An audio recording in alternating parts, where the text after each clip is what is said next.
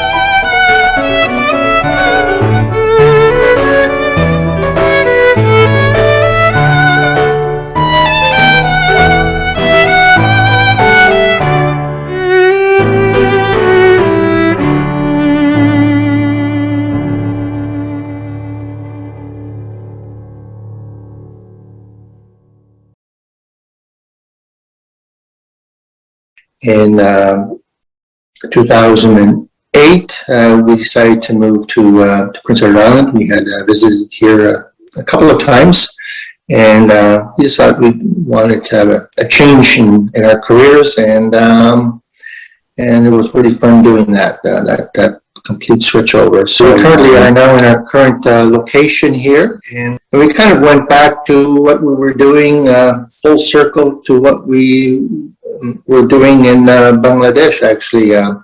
Looking to be entrepreneurial and looking for ways to generate income for people there, and we started doing that like for ourselves. So we started gardening here, and before you know it, a lot of tourists turned up at our door, and they started asking for, do you make pottery, etc. So I just started learning how to do pottery. I started that about 6-7 years ago, and I took one class for about 10 or 12 weeks, and then after that, I decided to get my own kiln, and so I was more serious about making pottery, and basically it was all tourism based. So we decided to come up with approximately 9 or 10 different income generation projects. Of course, pottery was one of them. Market gardening was another. I started making candles. I started making paper, and then I started making soap about 6 years ago, bar soap. And it was because I was making paper that I was looking for a starch component to put into the pulp. And so I could have went into town and bought a bag of dry starch. Instead, a friend of ours had just given us a juicer, and just sitting there on the table there in the basement of our home. And so I took a couple of potatoes and put them through the juicer, and I was just absolutely amazed at it just looked like soap. There was so many suds coming off the end product there, and when I put my hands into the bucket of container holding the potato juice, reached down further down to the very bottom, there was this wonderful starch that had settled to the bottom, and it felt really good on my hands. So right there, I had a eureka moment. I already had been making soap about a year earlier. So instead of throwing the juice away and just using the starch to put into the pulp with the paper, I used the juice to make bar soap that evening. And as it turned out to be a fantastic soap. It had a lot of lathering properties to it. It was very mild and gentle on the skin. And then I discovered a lot of information on potato juice and how good it was actually for your skin. And so then I started making the skin cream. A year later, I started putting it into a skin cream as well. But more importantly, it was just the possibility of selling a product that was made with potatoes, because Prince Edward Island is all about potatoes. So I knew that it would be extremely tourist friendly. Tourists would be really interested in this kind of a product. It's product that you could buy for under $10, and so we just developed that further, and had a lot of different scents, added a lot of different scents to the soap. And a year ago, I started making some milk soaps based on milk from sheep milk, goat milk, Jersey milk, and water buffalo milk actually. And then I also started experimenting with tree saps, maple sap, birch sap, even wild apple juice. So we basically have 3 main brands of bar soap made from potato juice, from tree saps, and from different milk from different animals. So that's basically in a nutshell what we're busy with today. But then I also developed more the pottery side as well. And so I had this idea about using plates and using indigenous themes on it. So that's how we connected with Noella, and she was interested in doing the underglazing on the pottery, and so we find that this could be a very nice addition to all the other stuff that we're doing right now. Geraldine doing her artwork, I'm doing the pottery and the soap primarily right now. I was wondering if your prior experience in agriculture had any impact or influence on you choosing to work with pottery and doing soaps? Oh, yeah, I think you have an agricultural background. I was born and raised on a dairy farm, so we're quite self-reliant, and you know, at a very young age, we have experience in working with animals and crops and everything else, and so we're not afraid of challenges at all. But I think the experience that we had overseas in Bangladesh extremely influenced what we're doing today. I also grew up in when my mother was an artist as well, and her entire family were artists. They were all very entrepreneurial. Her father was an artist, and 5 of her brothers were artists as well too. So I grew up with a lot of art in the house, and you know, we talk about art, etc. So so all those kind of things all come together.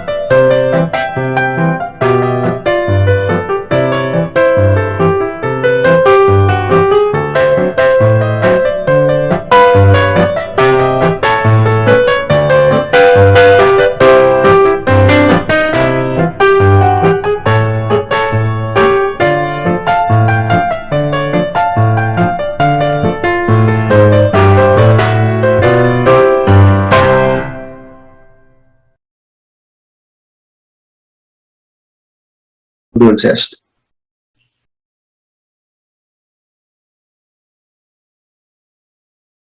It's electric kiln, and the kiln fires basically with pottery. You have to fire it twice. The first firing is called a bisque firing, so that will help. That part. The temperature is about 1700 Fahrenheit, and it takes quite a bit of time, actually, about 10 hours of firing. And then the second firing, after you glaze the piece of pottery, the temperature goes to about 2300 degrees. So basically, the glaze turns into kind of a glass, and it fuses right onto the plate or whatever surface that you're using. Are you working on a particular series right now? We anticipate that we're going to be selling a lot of these plates. We're opening up a second retail location, and we feel that they'll be very popular. Just the number of plates that we have already sold, and we have all the indications that we'll be making a lot of plates. So I'm looking at getting about 600 or 700 plates ready for the next season, for the next tourism season. On top of that, we'll be also selling them in craft sales as well too, that are coming up right now in the month of November and December. I like to get it all done. It's very difficult to do this kind of work during the summer months when we're busy with people. So between now and May, 1st of May, we like to get everything done and have all of our inventory set up at that time. I also do a little bit of wholesale. I have 3 or 4 stores that buy my pottery on a wholesale basis, and they sell it.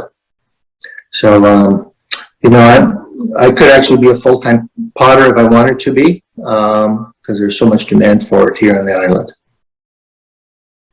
and elsewhere as well.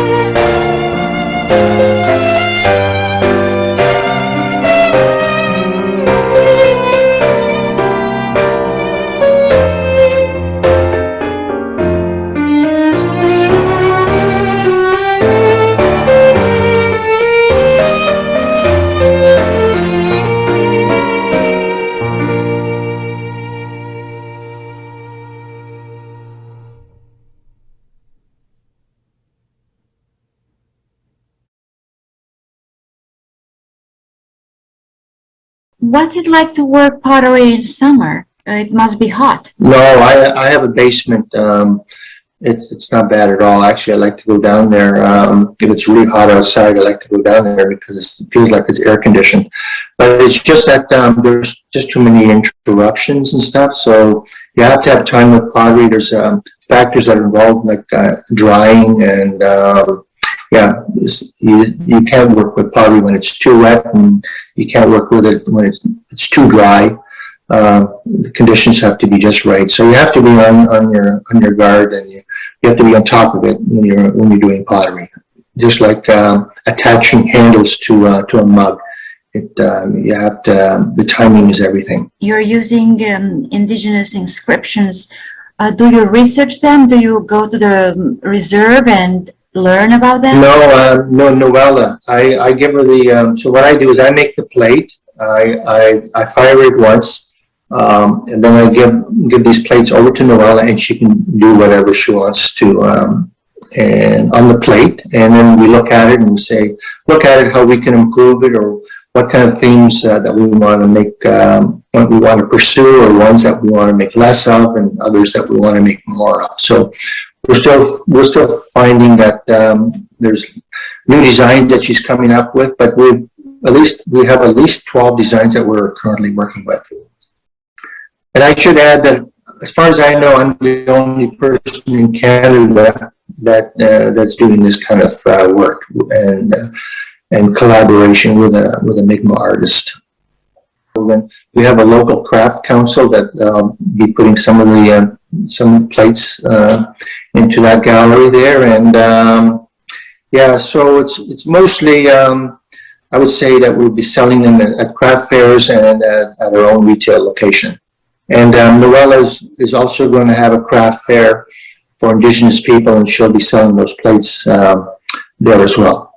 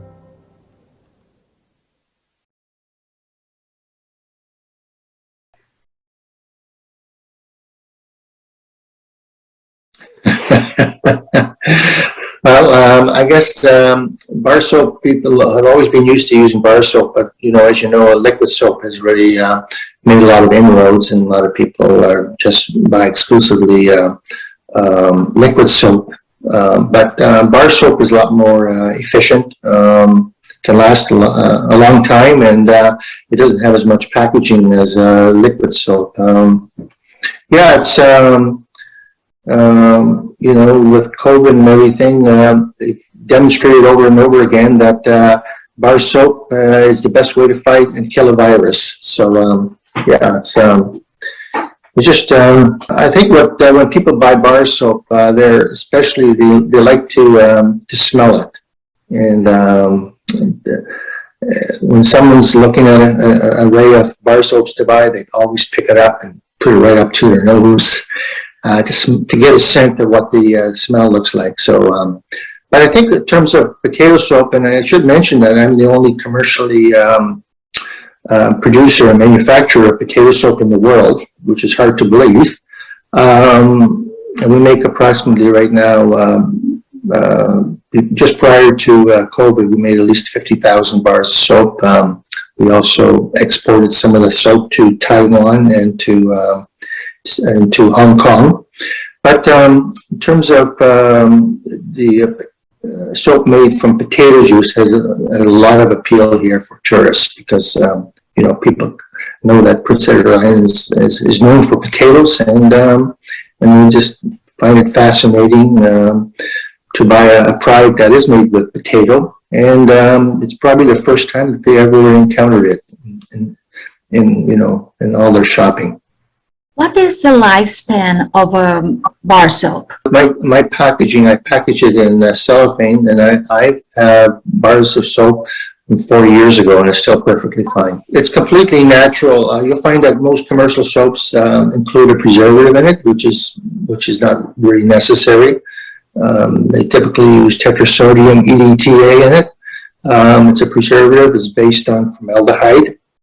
And I guess they're worried that someone wants to buy a soap that's still good 10,000 years from now. But yeah, the soap is still fine even after 4 or 5 years. I just think it'd probably be good in 10 years from now too, so I wouldn't worry about it.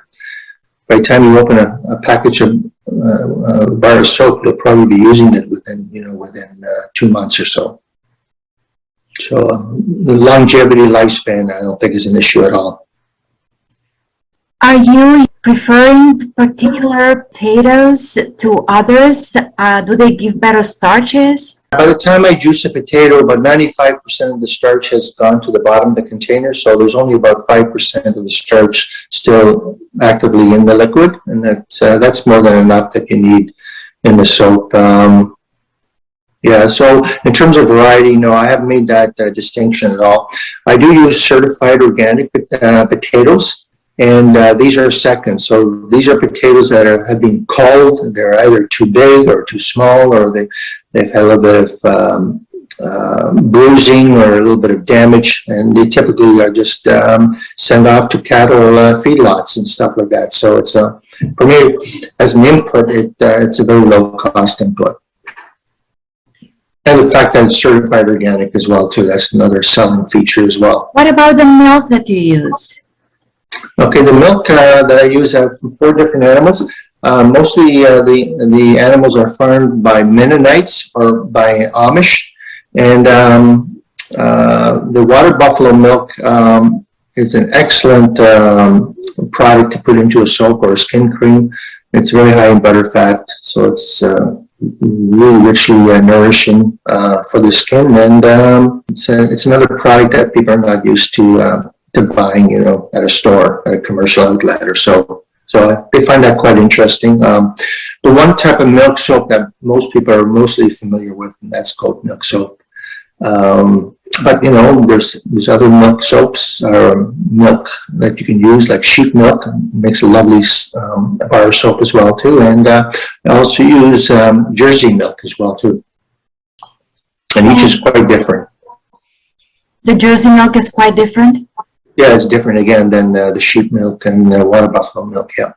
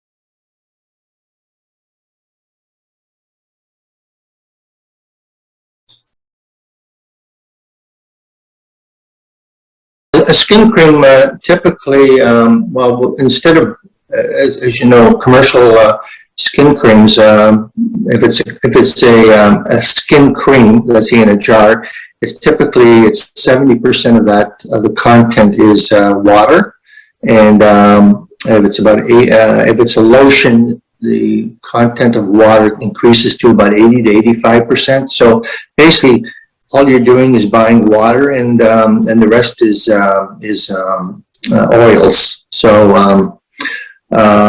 So let's say I made a skin cream that was a lotion, for example, because I use a pump bottle. 80% of that is, in this case, it would be potato juice. 10% would be oils, and then the remaining 10% is because you're dealing with a liquid, you have to put a small amount of preservative in it, and you're also putting in emulsifiers to keep the liquid and the oils together so they don't separate.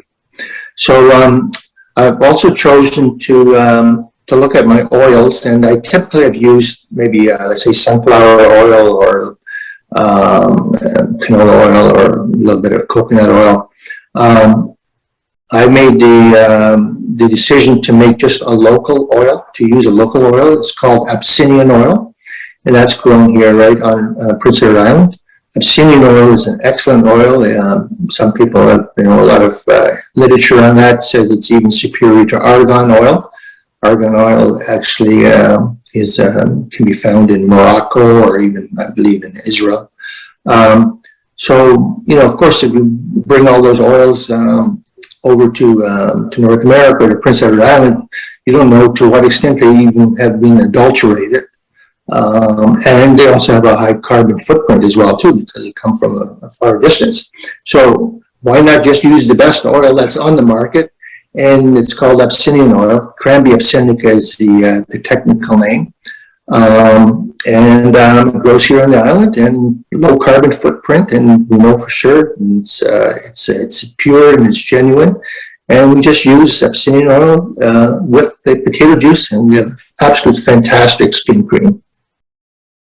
In pottery, do you do also containers or vessels for these lotions or for the bar soap? Yeah, unfortunately, we still it's a plastic container with a pump bottle, and the straw that goes into the bottle is still made from plastic. I wish it was something else, but if you start using glass, then you can run into problems with breakage, and especially if you do e-commerce, you have a bigger chance of something breaking, or when you're shipping it to someone's address or so. So unfortunately, that's still all made from plastic. Like I mentioned earlier, we were developing a number of different enterprises. I was making paper, and actually we made a great paper just from recycling old paper, and we were even able to put that to our printer. An 8.5 by 11 sheet of paper worked just as fine as anybody else's paper, that you buy commercially. But we just had to narrow the number of activities down so that we wanted to make sure that the time that we spent on something was worth it, and also there was also a financial reward in doing it as well. Paper, it can be found only at your shop. Yeah, I did sell it from our shop and stuff. I've just discontinued doing that right now. It is quite labor intensive, so I always compare it to doing laundry. Basically, that's you have to hang it up and let it dry, and yeah, you can make it one day and actually use it the next day pretty well, as long as it's dry enough. There's lots of YouTube videos on how to make paper, and that's basically how I learned how to do it.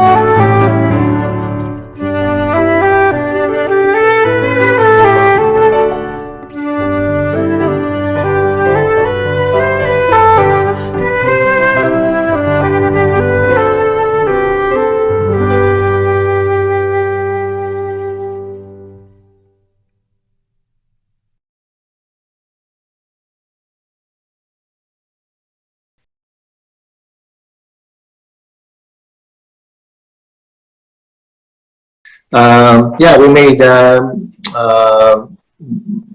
purchased beeswax, and we make candles out of them. That's just another product that people like to buy, you know. And it was beeswax from PEI. And these are scent-free bee wax. Absolutely scent-free. And you know something when it's pure is that when you make a candle and you know, after a couple of weeks it gets a bit of a white film on it. It's called honey bloom, and that tells you that it's 100% beeswax. If you don't get that, then you know it's been adulterated by paraffin or something else. And they are different sizes. Yeah, different sizes. Yeah, I think the most efficient candle is a taper. A lot of times those larger candles, they just burn right down through the center, and then people end up throwing a lot of wax away because it doesn't get burned up. But a taper actually burns right. You can use the whole. You'll be able to burn the whole wax candle. So how do you do the division of labor? You sound like you're doing all this. Oh, you know, people say, "Oh, did you come 13 years ago? Did you come to Prince Edward Island to retire?" I said, "Well, absolutely not. I don't think of retiring at all." I said, "Once you think of retiring, you have to make a date with the undertaker." So I'm not interested in that. So yeah, just I think if you keep busy and you keep your mind busy as well too, and you're physically active and stuff, that keeps you living. So, Mr. IJSSELSTEIN, what's it like to live with a painter? Oh, it's fine. I'm used to it. I've been with her for over 40 years, so she's been doing it all her life. How do you find her style? You have a painting right behind you. Yep. Well, her style used to, at the very beginning, she did a lot of watercolor, and she's really good at watercolor. But then she started enjoying using oils and acrylics and things like that. So she's been doing that for at least for the last 15 years anyways, mostly oils and acrylics. Mr. IJSSELSTEIN, how can people find you? You have one shop right there and you ship worldwide. I can ship, yeah. I have a thriving e-commerce business, yeah. You ship mostly soap bars. Yeah, it would be soap and skin cream, yeah. And pottery is local. Pottery's local. I did try to ship some pottery, but it's very difficult. You have to do a lot of packaging, and it's quite expensive to ship. And especially when it comes to mugs, you're dealing with a handle and stuff. I've had a number of shipments where the handle was broken, and so then I had to reship again. So I just don't think it's feasible for us to do that much shipping or to sell pottery that way. We have enough customers here that come and buy pottery from us directly.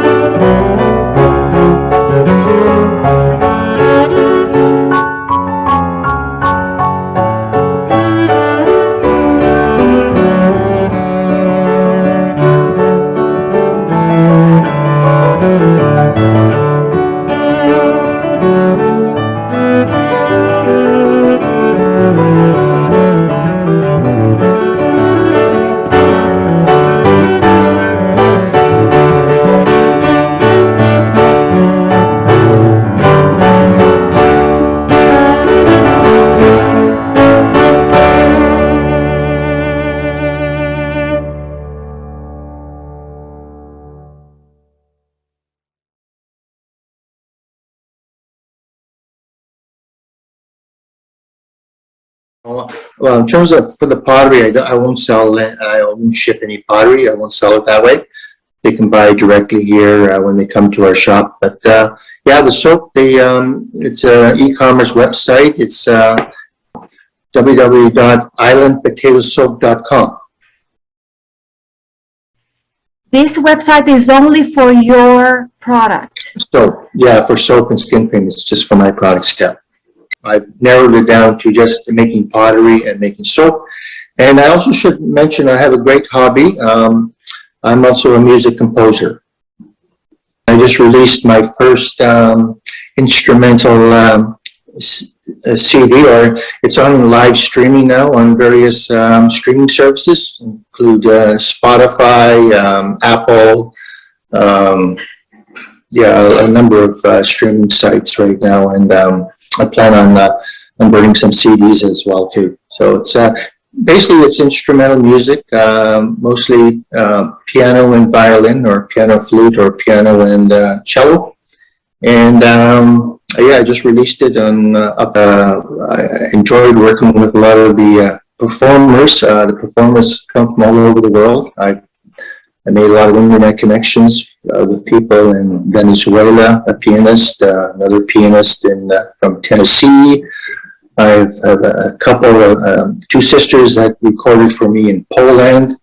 Another violinist that came from South Korea. So we have a number of musicians, some from Canada as well too, from one a local violinist who's now lives in New York, and she used a 1720 Stradivarius violin to record two of my pieces. So recording and everything like that has changed a lot, especially with COVID. But so for example, I would get a pianist from Venezuela to record the piano part. So I would send them a PDF file of the score and get it recorded in Venezuela, and then would get a file from him, a WAV file. I would send it to to Toronto, or to one particular violinist lived in Wisconsin. They would dub over the violin part, and then I would send it to a local studio here, and he would mix it, master it, and there we have a product. So how did you realize you have musical talent? Well, I studied piano from the age of 8, and yeah, I studied piano for at least 10, 15 years or so. But I always enjoyed composing on the piano.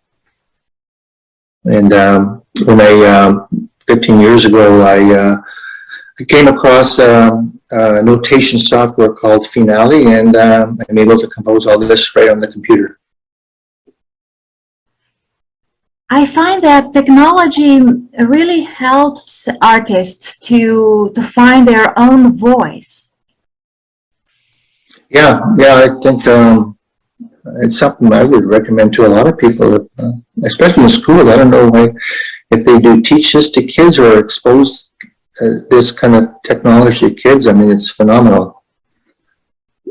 And now with the way that the recording studios are set up, a lot of the musicians, professional musicians, now have their own recording studio. They have their own equipment, so you could send something directly to them. They can record their part, and then you can send it off to another musician, and they can record their part. So, if you had a string quartet, for example, you could have 4 different people, different parts of the globe, all contributing to the performance of a string quartet piece, and you'd never know it, because they're all different.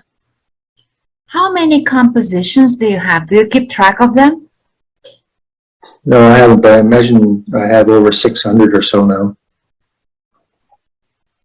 Do you have a catalog with all your compositions? No, I haven't done that, no. This is my first instrumental recording, and I have 11 pieces that I chose to put on there. And what's that? Oh yeah, and Geraldine actually Geraldine made a beautiful painting, and we used it. The painting was for an outdoor situation. We set it up outdoors, and we took a picture of that, and I'm using that as the cover of my CD. And it's called Prince Edward Island. So if you went to Spotify, for example, and you typed in Prince Edward Island, you probably would come across my CD.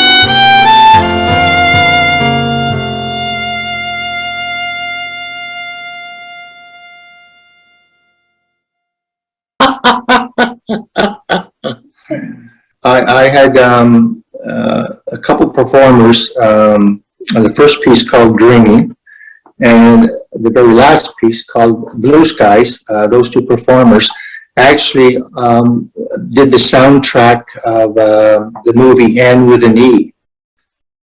I don't know if you're familiar with that. That's the Anne of Green Gables story. Yes, yes. It's a more recent one, and it was produced by Canadian Broadcasting Corporation. So if you Google it, Anne with an E, these two people did the soundtrack of that movie, of that TV made for TV series. And actually, one of the guy's wife is a flute player. She also did the recording for me as well too. I've entitled it Prince Edward Island is also because I want to create a sound that people eventually become familiar with. They connect my music to Prince Edward Island, and when they hear it, they say, "Yeah, that's from Prince Edward Island." And so you have to make your music local. That's the key thing, and that's one thing that a lot of musicians forget. They're all trying to create their pieces. And a lot of it's all singer-songwriter material. And they're trying to compete with people on the world stage. And, there are a dime a dozen. There's lots, unless you're absolutely spectacular. They'll never be connected to Prince Edward Island that way. So I'm going to develop a completely different sound that no one else is doing currently in the area of composing, and especially for instrumental music. I want a sound that connects to Prince Edward Island, and people will love playing it if they're dreaming about coming back to the island. After being a year away, they'll play that music. Get that nice feeling of going back to PEI. And that's the whole thing about this. Mm-hmm. And you're not afraid. Yeah, we're not afraid to try new things, You have to say, okay, how can I fail? How can I fail? The more fail, the more success you get. It means you're trying new things. Leanna, when we moved here to the island, we didn't know anyone, and we had to be very resourceful, and we realized that the work we did in development, we had to practice on ourselves and ask, what are our skills? What can we make? What is local? What do people want? And that's how we progressed. We're a team. Birch Tree Gallery is born. We listened to the piece called Bird Song. It's for piano and flute. Yeah. That's got to be the best bird song piece in the world. You can just imagine sitting outside listening to the birds when you listen to that piece. Yes. I have to say something about working with the Mi'kmaq. This has been really a rewarding experience for us because, in the past we worked with tribals and things like that, and developed a lot of income-generating activities, and we had a wonderful relationship with them. In today's, there's a lot of talk about reconciliation and everything like that. So it's really neat that we can create a product. I can make the plate. She can do the artwork on it, and on the back of the plate, that she can have her initials on there, and the name of in Indigenous language, Apoi. And then at the other end of the plate, I can have my initial on there and say PI. And so I tell people this is called cooperation, collaboration, reconciliation, because that's a term that they're using all the time over here. So that's a perfect example for it. And it's just a matter of communication, just working together and looking forward to the future and stuff, and not always dwelling on the past and stuff like that. And the neat thing about it is that we can do this on a one-to-one basis and not having to deal with government or people that work for government, and stuff like that, because they don't seem to get anything done that way. Just working one-to-one, it seems to have the absolute best result. And that's why we're going to be successful with this, That's true. And you're doing so much for the Mi'kmaq community.